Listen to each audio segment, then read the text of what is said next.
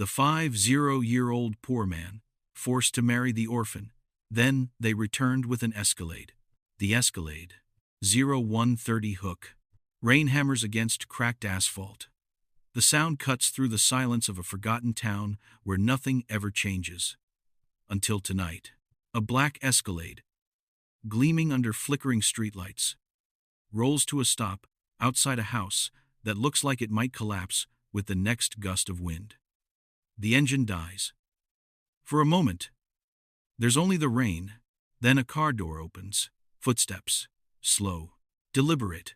A knock on the wooden door echoes like a judge's gavel. Inside, an old man's hands tremble as he reaches for the handle. He hasn't seen her in 20 years. 20 years since the town decided he destroyed her life. 20 years since they called him a monster. But she's here now. Not broken. Not begging. Behind the wheel of a vehicle worth more than everything in this village combined. And she's brought something with her. The truth. The kind of truth that doesn't set you free. It buries everyone else. What really happened between them? And why did it take 2 decades for anyone to care? By the end of this story, you'll question everything you thought you knew about loyalty, poverty, and justice. Because sometimes the person we destroy is the only one who ever tried to save us. 133. T's key questions. Why was a 50-year-old laborer with barely enough money to feed himself forced to marry a teenage orphan he'd never met? Why did she vanish just 3 months after the ceremony, leaving behind only whispers and accusations? And why, after 20 years of silence, did she return in a luxury SUV with tinted windows and a story that would shatter everything this town believed? Was it love? Was it coercion? Did she run away, or was she taken? And if Matthew Cole was really the monster everyone said he was, why is she sitting in his kitchen right now, holding his hand and calling him the only family she's ever known? Someone in this town wanted her gone. Someone profited from her disappearance. And someone has been lying for 20 years. The Escalade isn't just a car. It's a weapon. And Lena's about to use it.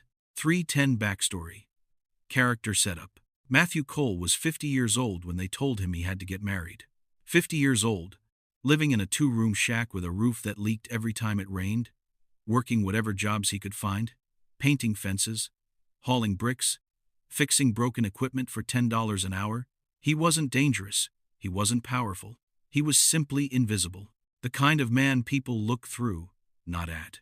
Born and raised in Redford County, a town so small it doesn't appear on most maps, Matthew had watched the factories close one by one, watched his friends leave for cities that promised something better, watched his own dreams shrink, until all that remained was survival.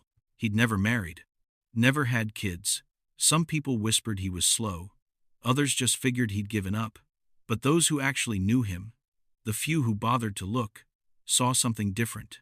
A quiet man who helped elderly neighbors carry groceries. A man who fixed broken bicycles for kids who couldn't afford new ones. A man who, despite having nothing, never turned away someone who needed help. Then there was Lena, 17 years old, raised in the county orphanage after her parents died in a car accident when she was 9. Bright, resilient. The kind of girl who tutored younger kids, even though she was barely getting by herself. She had plans, real plans. She wanted to become a nurse, wanted to leave Redford County and build something bigger than the limitations this town tried to place on her. The orphanage staff loved her. The kids looked up to her, but the people who ran things in Redford County, the town council, the church board, the ones who decided what happened to vulnerable people with no one to protect them, they had different plans for Lena. See, in towns like this, traditions have weight. And one of those traditions was that orphan girls, especially ones about to age out of the system with nowhere to go, needed to be married off. For their own good, they said. For stability, for protection. The town elders approached Matthew 3 months before Lena's 18th birthday. They didn't ask. They told him, "You're going to marry her. You'll get a small payment to help with expenses. She'll have a home. Everyone benefits." Matthew said no. Multiple times. According to people who were there. He told them he was too old. That it wasn't right. that Lena should have a choice. But when you're poor in a place like Redford County, your opinions don't carry much weight. They threatened him, subtly at first. Comments about how his odd jobs might dry up, how his landlord might suddenly need his property back, how men who don't cooperate with community decisions sometimes find life gets very difficult. And Lena? She had even less power. The orphanage matron sat her down one evening, her voice dripping with false sympathy, and explained that marriage to Matthew was her best option. Otherwise, she'd be on the street the day she turned 18. No money, no support, no future. Did you really think you were going to become a nurse? That costs money, sweetheart. Money you don't have. This way, you'll have stability. Just until you figure things out. Lena cried that night. Her roommate at the orphanage remembered. She cried and said she didn't want this, that she barely knew Matthew, that she was scared. But who was going to listen to an orphan girl with no family and no resources? The wedding happened on a cold Tuesday morning in March. No reception, no celebration. Just a ceremony at the town hall with 2 witnesses and a justice of the peace who rushed through the vows like he had somewhere better to be. Lena wore a dress borrowed from the church donation bin. Matthew wore the only button-up shirt he owned. In the photos, if you look closely, neither of them is smiling. Lena moved into Matthew's shack that same day. Neighbors watched through curtains, already forming opinions. Some said Matthew didn't want the marriage either. Others claimed he was just playing innocent. One woman swore she'd seen him looking at Lena strangely weeks before. Another insisted she heard him arguing with the town elders, begging them to find another solution. The truth got lost somewhere in the middle, buried under gossip and assumptions. For 3 months, they lived in that house together. Matthew slept on the couch. Lena took the bedroom. He left for work before dawn and came home after dark. They barely spoke. When they did, it was practical. The roof is leaking again. I'll be home late tomorrow. But neighbors, the ones who love drama more than truth, they saw something else. They saw a young girl looking tired. They saw Matthew coming home with groceries he couldn't afford. They saw Lena sitting on the porch alone, staring at nothing. And they filled in the gaps with their worst suspicions. Then one morning in June, Lena was gone. Matthew woke up, checked the bedroom, found it empty. Her few belongings still there. Her borrowed coat still hanging by the door. But Lena? Nowhere. He waited an hour, thinking maybe she'd gone for a walk. Then 2 hours. By noon, he was knocking on neighbors' doors, asking if anyone had seen her. By evening, he called the police. And that's when the town turned on him completely. Before we dive deeper, let us know in the comments where you're watching from. We'd love to hear from you. And if you're new here, click on the subscribe button so you never miss any of our upcoming videos. 10/20, the incident, disappearance. The week before Lena disappeared, something changed. Neighbors noticed. Mrs. Patterson, who lived 2 houses down, said she saw unfamiliar cars parked outside Matthew's place. Dark sedans with tinted windows. Men in suits who didn't look like they belonged in Redford County. They'd show up in the evening, stay for 20 minutes, then leave. Matthew never mentioned them. Another neighbor, old Mr. Reeves, claimed he heard voices late one night. Not arguing exactly, but tense, urgent. He couldn't make out words, but he heard Lena's voice, higher than usual, stressed. And Matthew's, low and insistent.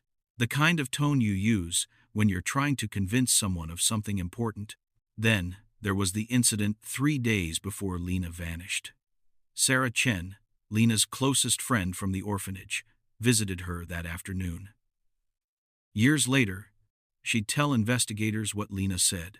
I think Matthew's trying to help me leave. He knows people, he's been making calls. But Sarah, I'm scared. I think someone knows.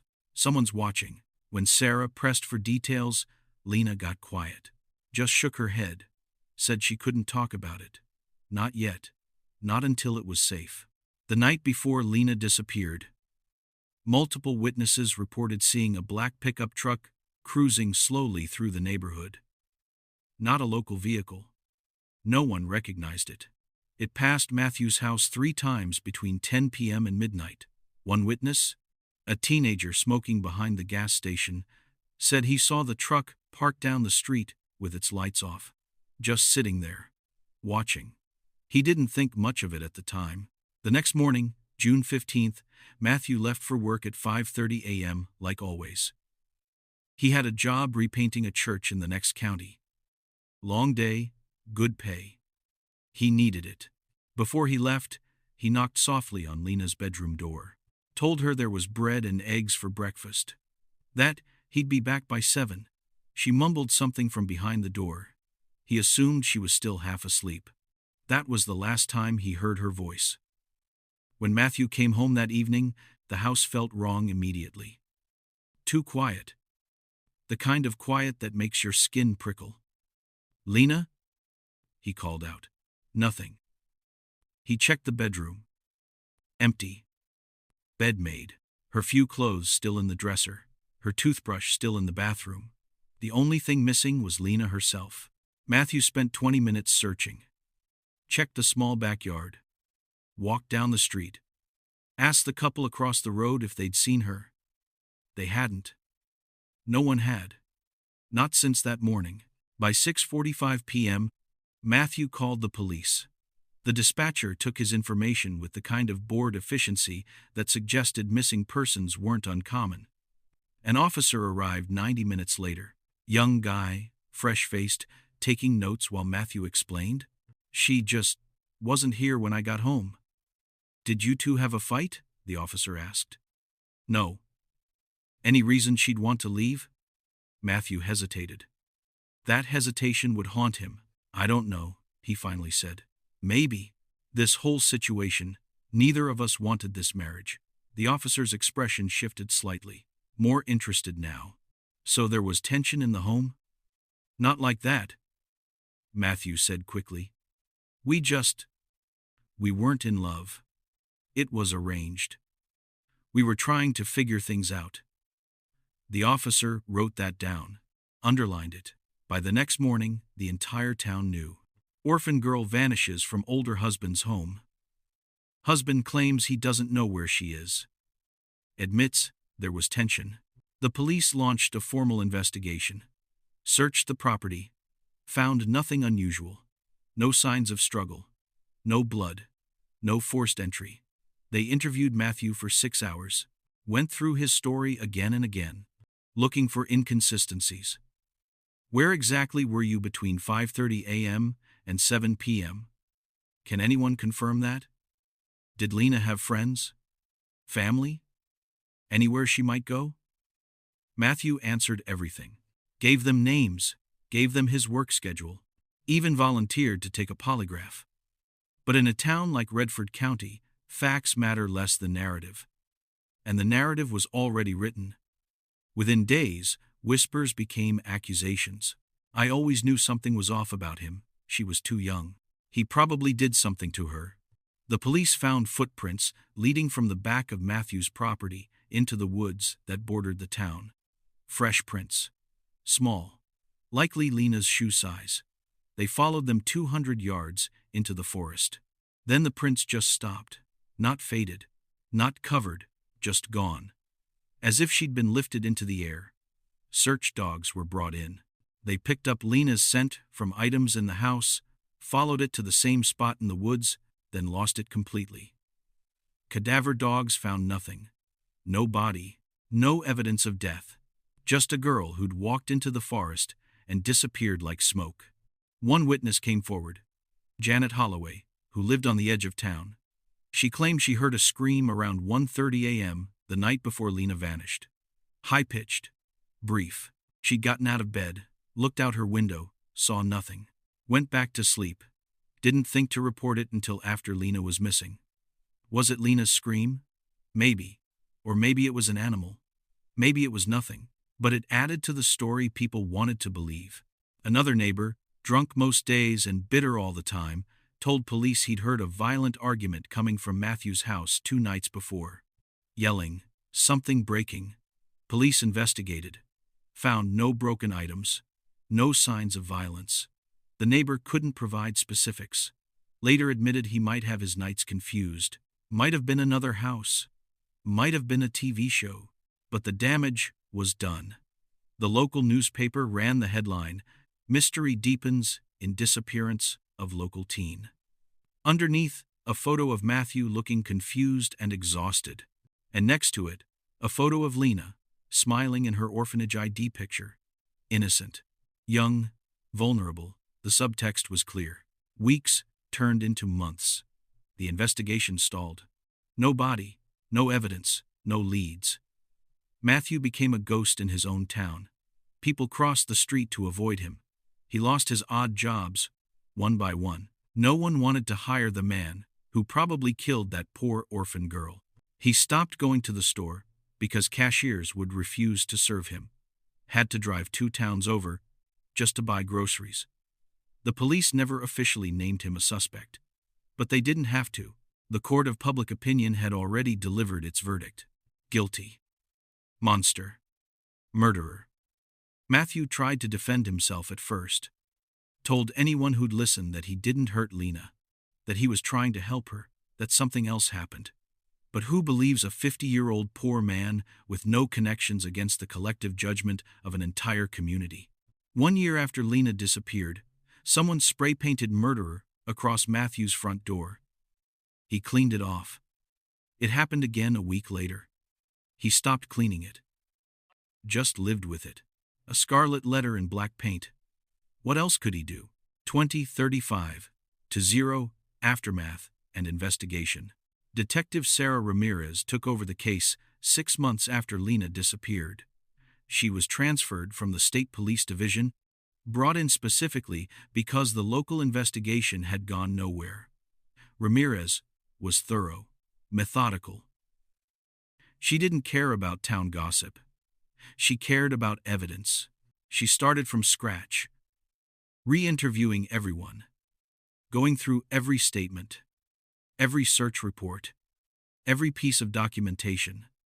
The first thing she noticed were the holes, gaps in the timeline, witnesses who contradicted each other, evidence that didn't quite fit the popular narrative. For example, Matthew's work alibi was rock solid. His supervisor confirmed he'd been at the church site from 6 a.m. until 7 p.m., with multiple witnesses seeing him throughout the day. There was no way he could have driven back to Redford County, done something to Lena, and returned without anyone noticing. But when Ramirez pointed this out to local officers, they shrugged. Maybe he did it the night before. Maybe he had help. They wanted Matthew to be guilty. It made everything simpler. Ramirez wasn't convinced. She started looking at the other details everyone had ignored. The black pickup truck. Multiple witnesses had mentioned it, but no one had gotten a license plate. No one could describe the driver. It was just there, lurking, then gone. Ramirez pulled traffic camera footage from the highway leading into town. Found the truck. Ran the plates. Stolen. Reported missing from a town 80 miles away 2 days before Lena vanished. Found abandoned 3 days after, burned out in a ravine. No forensic evidence recovered. Dead end. Except it wasn't. Because that truck proved something. Someone from outside Redford County had been in town the night before Lena disappeared. Someone who didn't want to be identified. That didn't fit the Matthew did it narrative at all. Then there was the matter of the orphanage records. Ramirez requested Lena's file. Standard procedure. But when the documents arrived, entire pages were missing. Correspondence. Notes from social workers, all gone. When she pressed the orphanage matron, a woman named Judith Carr, for answers, Carr got defensive. Those pages weren't relevant. Just administrative notes. Nothing important. Ramirez didn't buy it. She got a warrant, went through the orphanage's records personally, found shredded documents in the trash, pieced together what she could, and discovered something interesting. 3 weeks before Lena disappeared, she'd written a letter to a women's advocacy organization 2 states away. The letter, mostly destroyed but partially recovered, said she was being forced into a marriage she didn't want, that she was scared, that She needed help getting out. The organization had responded, offering resources, a place to stay, legal assistance, but Lena never followed up. The correspondence just stopped. Why? Ramirez questioned Judith Carr again. This time, Carr's story changed. She admitted she'd intercepted the letters, said she did it for Lena's own good. The girl was being dramatic. The marriage was a stable situation. She would have ended up on the streets otherwise. You destroyed correspondence from a missing girl? Ramirez asked. Carr shifted uncomfortably. I didn't think it mattered, but it did matter, because it meant Lena had been actively trying to escape, and someone had blocked her. Ramirez added Carr's name to the list of people who needed deeper investigation. The list was getting longer. Then there were the strange visitors, the men in dark sedans. Ramirez tracked down Mrs. Patterson's statement about seeing unfamiliar cars, showed her photo arrays. Did any of these men look familiar? Mrs. Patterson pointed to one. That one, I think. Ramirez's stomach dropped. The man in the photo was Victor Reese, known associate of a human trafficking network that operated through rural areas, exploiting vulnerable women and girls. He'd been arrested twice, released both times on technicalities, and he'd been in Redford County the week before Lena vanished. Ramirez brought this to her superiors. This changes everything. We need to reopen this as a possible abduction. But the response was lukewarm. That's a big leap, detective. We have no evidence linking this guy to Lena specifically. Focus on what we can prove. What they could prove was nothing. And the case stayed cold. Matthew remained the unofficial suspect. The town's judgment didn't waver. And Lena stayed missing. Detective Ramirez worked the case for another year. But without new leads, without support from local law enforcement, and without a body, there was only so much she could do. Eventually, she was reassigned. The case file went back into storage. Forgotten, just another tragedy in a town full of them. Years passed. Matthew aged, got grayer, thinner. The weight of being blamed for something he didn't do carved lines into his face. He thought about leaving Redford County, starting over somewhere no one knew his name. But where would he go? He had no money, no prospects. And some part of him felt like leaving would be admitting guilt. So he stayed, worked when he could, lived like a hermit, avoided eye contact. The few people who still believed in his innocence, who'd known him long enough to see through the lies, they'd check on him occasionally. Bring him food, sit with him in silence. It wasn't much, but it was something. At night, alone in his shack with the leaking roof and the graffiti he never cleaned off, Matthew would think about Lena, wondered if she was alive, hoped she was, prayed she'd found a way out, that she was somewhere safe, living the life she'd dreamed about. He never stopped hoping, even when hope seemed foolish, even when the entire world had decided he was a monster. Because Matthew knew the truth, and the truth was, he'd tried to save her. He just didn't know if he'd succeeded. 35-0, 45-0, the twist. First revelation. 12 years after Lena disappeared, a woman walked into a police station in Harrisburg, Pennsylvania, 300 miles from Redford County. She looked exhausted, nervous, like someone who'd been running for a very long time and finally stopped. The desk sergeant looked up. The woman hesitated. Her hands trembled. My name is Lena. I'm from Redford County. I'm not supposed to be alive. The sergeant blinked. Excuse me? The woman took a shaky breath. 12 years ago, I was reported missing. Everyone thinks I'm dead, or that my husband killed me. But he didn't. I need to tell someone what really happened. Within an hour, detectives were in the room. Recording equipment set up. A victim's advocate present. And Lena, now 29 years old, began to speak. She told them about the forced marriage, about Matthew, who she said had been kind to her despite the impossible situation, about how he'd tried to help her escape. He knew people, she said, people who worked with organizations that helped girls like me. He was making arrangements, quietly. He didn't want anyone in town to know because he didn't trust them. Lena explained that 3 days before she disappeared, Matthew sat her down, told her he had a contact. A woman who ran a safe house. She could take Lena in, help her get on her feet, even help her go back to school. But they had to be careful. Some people in Redford County, people with power, they didn't like it when girls tried to leave. There was money involved. Arrangements. She didn't understand it all at the time. But Matthew was scared. Really scared. He told her to pack a small bag, hide it, be ready to leave quickly. He was going to pick her up after his work shift, take her to meet the contact. But they never got the chance. The night before she was supposed to leave, Lena heard a noise outside. Thought it was Matthew. Went to check. 2 men were standing in the yard. She didn't recognize them. One smiled. Wrong kind of smile. Said her name. "You're Lena, right?" She tried to run. They grabbed her, covered her mouth, dragged her into the woods. She fought, screamed, but they were stronger. They threw her into a truck. Black pickup. Told her if she kept screaming, they'd hurt Matthew. Make it look like he did something to her. So she stopped screaming, and they drove. For the next 6 months, Lena was moved between locations. Cheap motels, abandoned houses, places where no one asked questions. The men who took her worked for a network. They trafficked girls. Rural areas were easy targets. Girls with no families, no resources, no one who'd look too hard. Lena was told she'd be moved out of state, sold to someone who'd put her to work. She didn't know if they meant labor or something worse. She was too terrified to ask. They kept her isolated, threatened her constantly. But they made mistakes, got lazy. One night, at a motel outside Pittsburgh, they left her alone for 20 minutes while they went to get food. The door wasn't locked properly.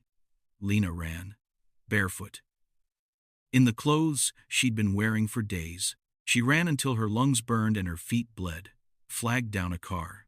The driver, an older woman named Patricia, took one look at her and knew something was horribly wrong. Took her straight to a women's shelter.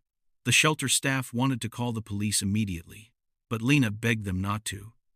She was terrified, convinced the men would find her, convinced that, if she went back to Redford County, she'd disappear again. For real this time, so she stayed quiet. The shelter helped her anyway. Gave her a new name. Helped her get a GED.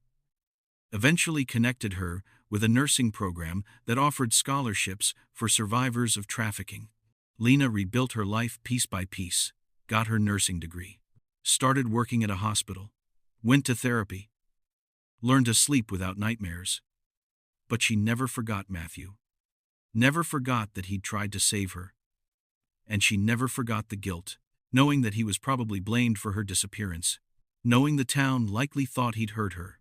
For years, she was too scared to come forward, too afraid the traffickers would find her. But eventually, with the help of her therapist and the advocacy organization that had supported her, she found the courage. She walked into that police station in Harrisburg and told her story. The Pennsylvania detectives contacted Redford County immediately. Detective Ramirez, now retired but still following the case, was notified. She drove 6 hours to Harrisburg to meet Lena in person. When they sat down across from each other, Ramirez had tears in her eyes. "I never stopped believing something else happened to you," Lena nodded. "Matthew tried to save me. He didn't hurt me. Please, you have to clear his name."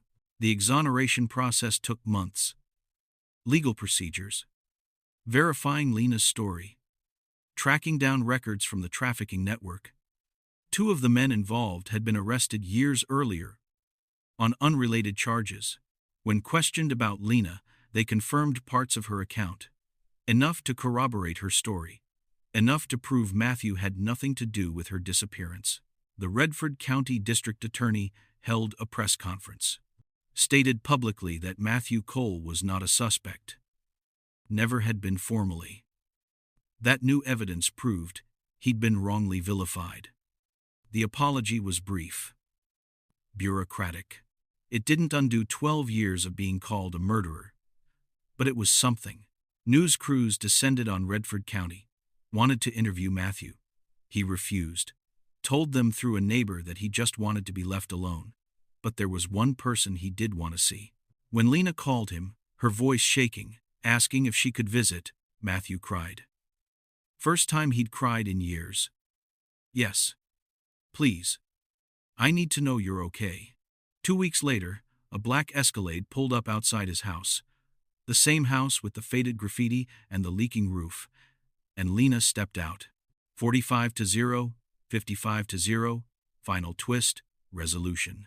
Lena bought the Escalade specifically for this moment. After years of saving, of building a life, she wanted to return to Redford County, not as a victim, but as a survivor. Not broken, but whole. She wanted the town to see what they'd ignored, what they'd destroyed with their judgment. And she wanted to return with Matthew, the man who'd tried to save her when no one else cared. When Matthew opened the door, they stood staring at each other for a long moment. He looked older, tired, but his eyes softened when he saw her. Lena, you made it. She nodded. Because of you. They hugged. Not romantic, familial. The embrace of two people bonded by trauma and survival.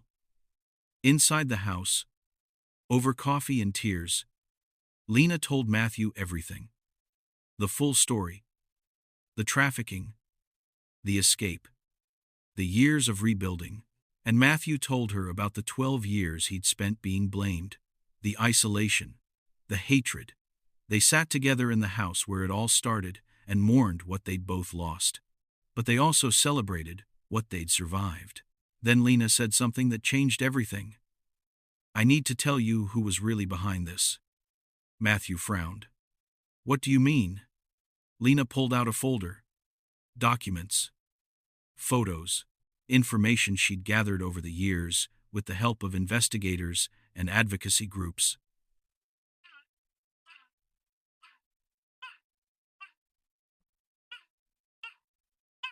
The trafficking network that took me, they didn't just randomly find me. Paid. By people in Redford County. Matthew's hands tightened on his coffee cup. Who? Lena slid a photo across the table.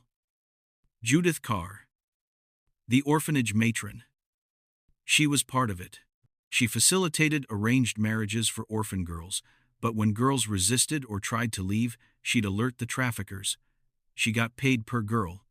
Matthew felt sick. She's the one who destroyed your letters. Lena nodded. She's the one who made sure I couldn't get help. But she wasn't alone. There were others. Members of the town council, church board members, people in positions of power who profited from exploiting vulnerable girls. They called it community stability, called it tradition. But it was trafficking, plain and simple. Over the next few days, Lena and Matthew worked with law enforcement. Handed over evidence, names, records. The investigation exploded. Arrests were made. Judith Carr, now 70, was taken into custody, along with 3 town officials and a man who'd posed as a religious community leader but was actually a recruiter for the trafficking network. The one who'd visited Matthew's house in those dark sedans. Victor Reese, the man Detective Ramirez had identified years earlier, was rearrested. This time, the charges stuck. The town of Redford County imploded. National media covered the story. How a small community had harbored a trafficking operation for years under the guise of helping orphan girls. How they'd blamed an innocent man rather than confront the evil in their midst. Some residents were horrified, claimed they had no idea.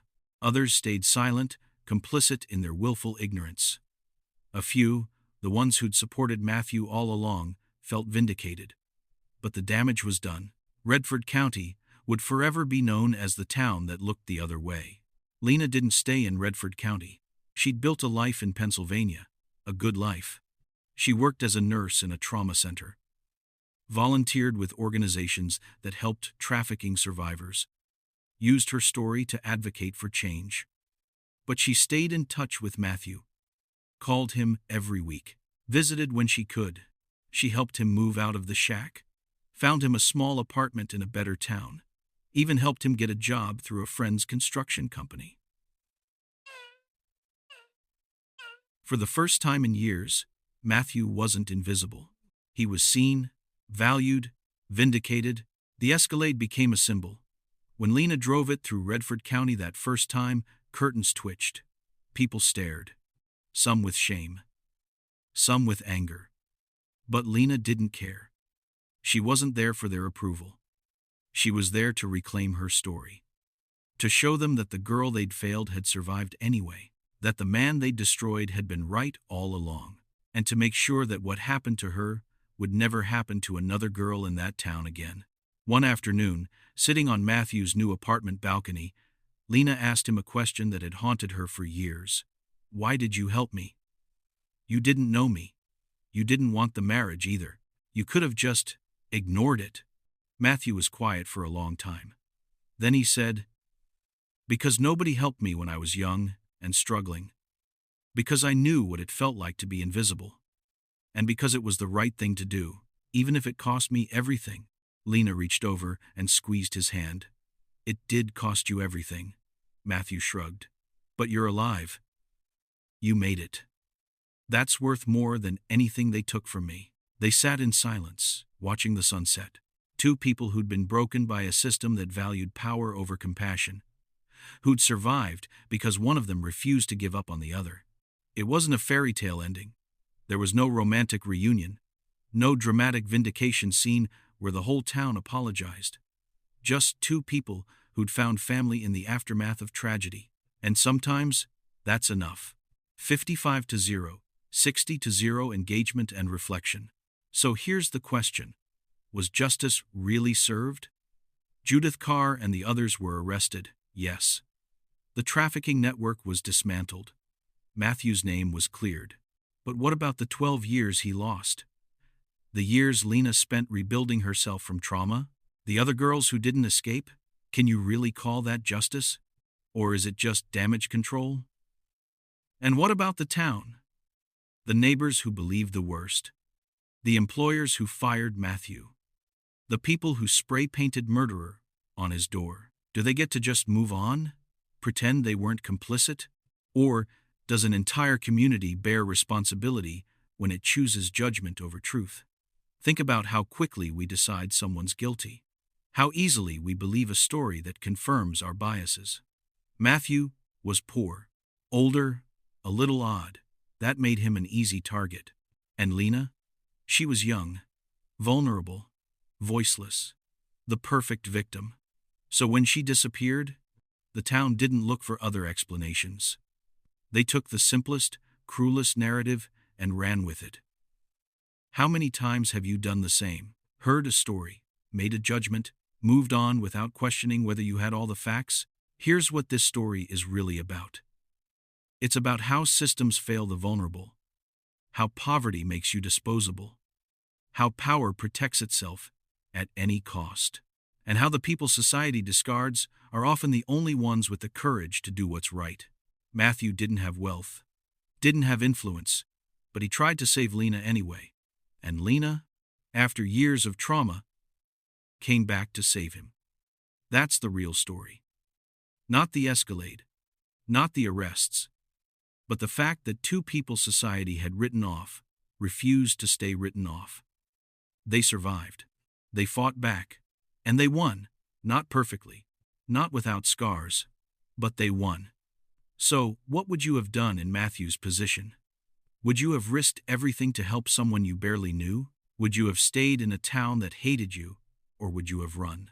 And if you were Lena, would you have come back? Would you have had the courage to face the place that failed you and demand accountability? These aren't easy questions. They're meant to be uncomfortable. Because the truth is uncomfortable. If this story moved you, if it made you think, let me know in the comments. Tell me where you're watching from. Tell me what you would have done. And if you know someone who needs to hear this story, someone who's been judged unfairly, or someone who's survived something impossible, share it with them. Sometimes we all need a reminder that survival is possible, that vindication, even when it's late, still matters, and that the people we write off might be the heroes all along. There are more stories like this. Stories of people who fought systems that tried to erase them. Stories that will make you question everything you think you know about justice, power, and human resilience. If you want to hear them, make sure you're subscribed. Because these stories matter, and the people in them deserve to be seen. Thank you for watching. And remember, sometimes the person everyone blames is the only one who ever cared.